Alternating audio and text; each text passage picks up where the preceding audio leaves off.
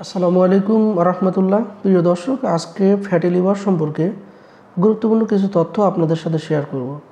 Fatty liver কাদের হয়, fatty liver হলে পরীক্ষা নিরীক্ষা কী করতে হবে, ফ্যাটি লিভারের চিকিৎসা কী, সেটা সম্পর্কে আজকে ভিডিওতে ডিটেলস জানানোর চেষ্টা করব। তো ভিডিও শুরু থেকে শেষ পর্যন্ত দেখবেন, আশা করি উপকৃত হবেন। ফ্যাটি লিভারটাকে আমরা প্রধানত দুইটা ভাগে যদি ভাগ করে থাকি, একটা হচ্ছে অ্যালকোহলিক ফ্যাটি লিভার আর একটা হচ্ছে নন অ্যালকোহলিক ফ্যাটি লিভার। তো ফ্যাটি লিভার বলতে আমরা মূলত আপনাদেরকে বোঝাতে চাচ্ছি নন অ্যালকোহলিক ফ্যাটি লিভার, মানে অ্যালকোহল খায় না, অ্যালকোহল বা মদ খায় না, কিন্তু অন্য কারণে তার লিভারে চর্বি, এটাকে আমরা ফ্যাটি লিভার বলছি। এর মধ্যে একটা কথা বলে রাখি, যে সকল পুরুষেরা প্রতি সপ্তাহে 28 ইউনিটের বেশি অ্যালকোহল খায় এবং যে সকল মহিলারা প্রতি সপ্তাহে 21 ইউনিটের বেশি অ্যালকোহল খায় বা মদ খায়, তাদের সাধারণত লিভারে চর্বি জমতে পারে, যেটাকে আমরা বলি অ্যালকোহলিক ফ্যাটি লিভার ডিজিজ।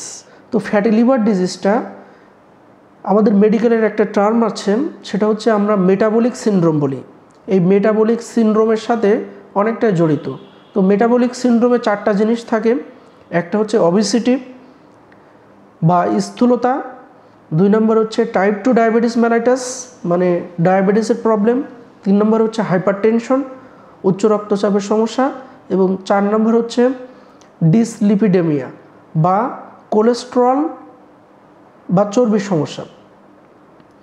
তো গবেষণায় দেখা গিয়েছে, যাদের বিএমআই 30-এর বেশি, তাদের ক্ষেত্রে প্রায় 90% মানুষের এই লিভারে চর্বির সমস্যা থাকে, এবং যাদের টাইপ 2 ডায়াবেটিস, তাদের ক্ষেত্রে 60 থেকে 70% মানুষের লিভারে চর্বির সমস্যা হতে পারে।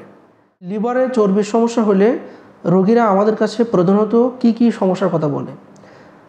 রোগীরা কোনো কমপ্লেনের কথা আমাদের কাছে না বললেও আমরা যখন আল্ট্রাসাউন্ড করতে দিই তখনই কিন্তু ধরা পড়ে, অর্থাৎ ম্যাক্সিমাম ক্ষেত্রে এটা কিন্তু অ্যাসিমটোমেটিক থাকে, কোনো ধরনের কোনো সিমটমস থাকে না। তবে লিভারে চর্বি আছে তাদের 2 ধরনের কমপ্লেন থাকতে পারে। একটা হচ্ছে টায়ার্ডনেস, ক্লান্ত ভাব থাকতে পারে। 2 নম্বর হচ্ছে এই রাইট হাইপোকন্ড্রিক রিজিয়নে তারা ডিসকমফোর্টের কথা বলতে পারে, মানে পেইন না, ব্যথা থাকবে না, কিন্তু ডিসকমফোর্ট থাকবে, অর্থাৎ একটা অস্বস্তি একটা ভাব থাকতে পারে। ফ্যাটি লিভার ডায়াগনোসিস করতে গেলে আমরা যে টেস্টটা করে থাকি সেটা হচ্ছে লিভার ফাংশন টেস্টগুলোর মধ্যে এসজিপিটি, এসজিওটি, এএলপি এগুলো করে থাকি। এর সাথে সাথে একটা ultrasonography of the hepatobiliary system and pancreas.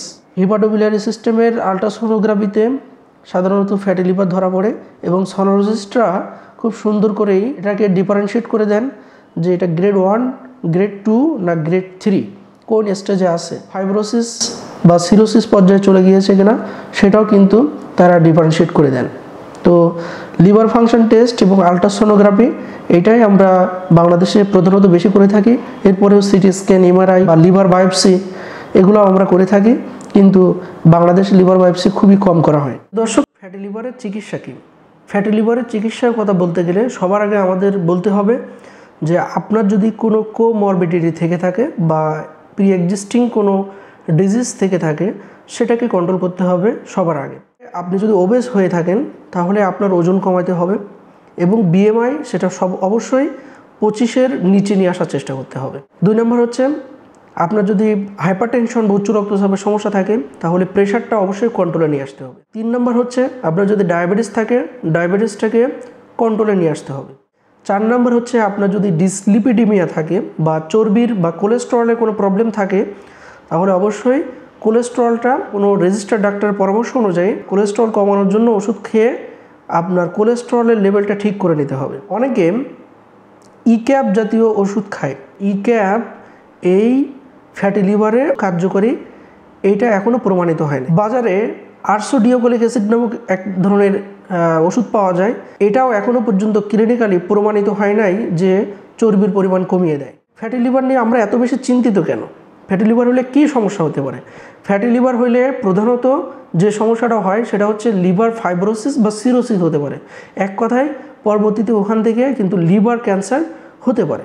এজন্য আমাদের এখন থেকে অবশ্যই সাবধান হতে হবে এবং আমাদের লাইফস্টাইল মডিফিকেশনের পাশাপাশি ফিজিক্যাল এক্সারসাইজ, খাবার, ফাস্টফুড অ্যাভয়েড করতে হবে, সেডেন্টারি লাইফস্টাইল পরিহার করে একটু কায়িক পরিশ্রম করার চেষ্টা করতে হবে।